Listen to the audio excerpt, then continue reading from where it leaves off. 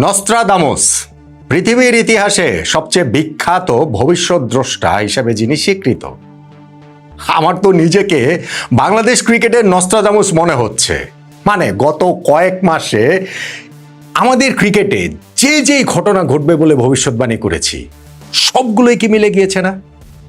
মুস্তাফিজুর রহমানকে আইপিএলে বাদ দিয়েছে তখন বলেছিলাম এটা রাজনৈতিক সিদ্ধান্ত। কালক্রমে সেটা প্রমাণিত হয়েছে। বলেছিলাম এই সিদ্ধান্তের পূর্ণ ফায়দা নিয়ে রাজনৈতিক স্বার্থ হাসিলের জন্য বাংলাদেশ টি-20 বিশ্বকাপে খেলবে না। খেলেনি তো। ওই আলোচনার সময় যখন পাকিস্তান বলছিল বাংলাদেশ না খেললে আমরাও খেলবো না, আমি বলেছিলাম পাকিস্তান খেলবে, খেলেছে। যখন পাকিস্তান বলেছে যে না আমরা খেলবো কিন্তু ভারতের বিপক্ষে ম্যাচ খেলবো না, আমি তখনও বলেছি পাকিস্তান ভারতের বিপক্ষে ম্যাচও খেলবে, খেলেছে তো। বাংলাদেশে 12ই ফেব্রুয়ারি যে জাতীয় সংসদ নির্বাচন হয়েছিল সেই নির্বাচনের ফলাফল যেমনটা হয়েছে তার অন্যরকম হলে বাংলাদেশ ক্রিকেট ধ্বংস হয়ে যেত, সেই ভবিষ্যৎবাণী ছিল। ভাগ্যিস তেমনটা হয়নি বলে যে আমাদের ক্রিকেট বেঁচে গিয়েছে সেটাও তো বলেছিলাম, এবং সেটার সঙ্গেও এখন আপনারা সবাই একমতই হবেন। এবং সেই নির্বাচনের ফলাফলের প্রেক্ষিতে এটাও বলেছিলাম যেই ক্রিকেট বোর্ড গঠিত হয়েছিল মাস 4 আগে, সেই ক্রিকেট বোর্ড 4 বছর মেয়াদি, কিন্তু আর 4 মাসও তারা টিকবে না। টিকেনি তো। 2 মাসের মধ্যে আমিনুল ইসলাম বুলবুল ভাই সেই ক্রিকেট বোর্ড ভেঙে গিয়েছে। আমি তো বলেছিলাম আমিনুল ইসলাম বুলবুল ভাইদের বিদায় হবে ভীষণ অসম্মানের ভেতর দিয়ে, সেটাই তো হয়েছে।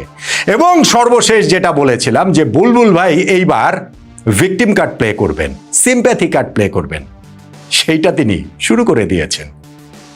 দৈনিক প্রথম আলোতে তিনি একটা সাক্ষাৎকার দিয়েছেন, তার কিয়দংশই আজকে অনলাইন ভার্সনে ছাপা হয়েছে, কালকে সেইটা প্রিন্ট ভার্সনে পুরোটাই ছাপা হবে। কিন্তু যেই কিয়দংশ দেখলাম সেইখানেই বুলবুল ভাই তার ভিকটিম কার্ডটা প্লে করেছেন দারুণভাবে, এবং সেইটা যে করবেন আমি ওই ভবিষ্যৎবাণীও আসলে করে দিয়েছিলাম। আমিনুল ইসলাম বুলবুল ভাই এই সাক্ষাৎকারের কিয়দংশে যা যা বলেছেন সেইটা যে তার কার্যক্রমের সাথে কিভাবে কন্ট্রাডিক্ট করে সেটা নিয়ে আজকে একটু ছোট্ট করে আলোচনা করতে চাই। কালকে এই পুরো ইন্টারভিউ প্রকাশিত হলে বিস্তারিত আলোচনার সুযোগ তো আসলে থাকছেই। আমিনুল ইসলাম বুলবুল ভাই বাংলাদেশ ক্রিকেট বোর্ড প্রেসিডেন্টের দায়িত্ব নিয়েছিলেন রাজনৈতিক বিবেচনায়, ফুল স্টপ। তখনকার যুব ক্রীড়া মন্ত্রণালয়ের উপদেষ্টা আসিফ মাহমুদ সজীব ভুইয়াদের রাজনৈতিক স্বার্থ হাসিলের একটা গুটি হিসাবে তাকে ব্যবহার করা হয়েছিল, ফুল স্টপ।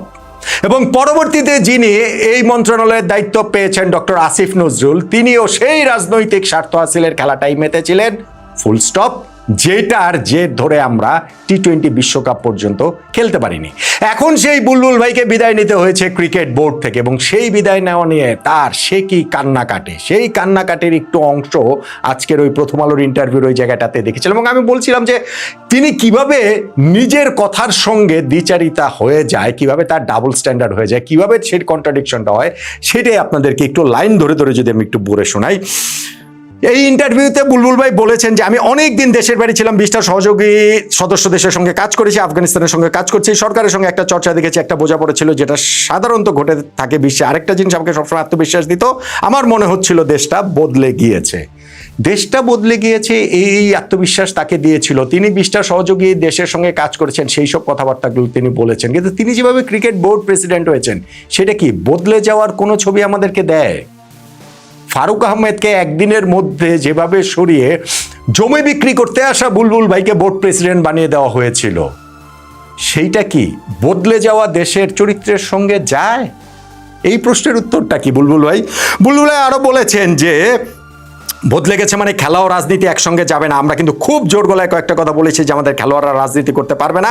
সাকিব, মাশরাফি, দুর্জয় যারা রাজনৈতিকভাবে জড়িয়ে গিয়েছিল আমরা বলেছি যে খেলোয়াড়রা রাজনৈতিক হতে পারবে না, কিন্তু রাজনীতিবিদ কিভাবে তাহলে খেলায় আসে? মানে রাজনীতিবিদদের কাজ তো রাজনীতি করা। ফেয়ার এনাফ, খুবই সত্যি কথা। রাজনীতিবিদ তো আসিফ মাহমুদ সজীব ভুইয়াও ছিলেন। তিনি কিভাবে তার ওই রাজনৈতিক স্বার্থ হাসিলের জন্য আপনাকে ক্রিকেট বোর্ড প্রেসিডেন্ট করে নেয়? সেটা কি রাজনৈতিক নিয়োগ ছিল না? সেইটাকে আপনি কিভাবে বলবেন, কিভাবে আপনি ব্যাখ্যা করবেন? আপনি এই জায়গাটাতে বলতে পারেন যে দুর্জয় ভাইয়ের কথা বলছেন, মাশরাফির কথা আপনি বলছেন, সাকিবের কথা আপনি বলছেন, আপনি কি তামিমের কথা ইঙ্গিত করছেন?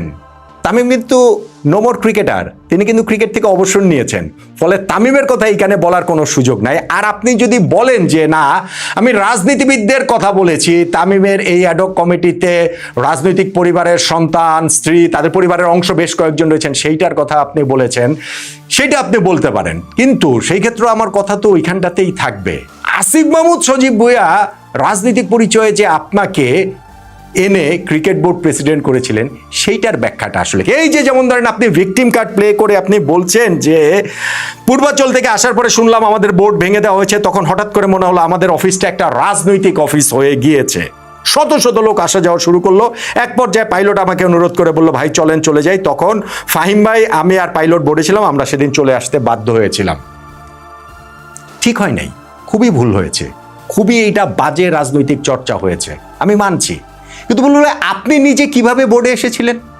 আপনি যখন বোর্ডে এসেছিলেন তার আগের দিন পর্যন্ত ফারুক আহমেদ বোর্ড প্রেসিডেন্ট ছিলেন।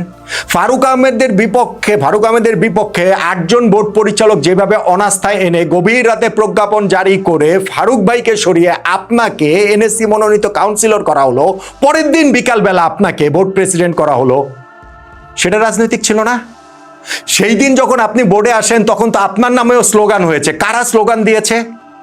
ওই সময় কি ওইটা সেটা রাজনৈতিক ছিল না? আজকে যখন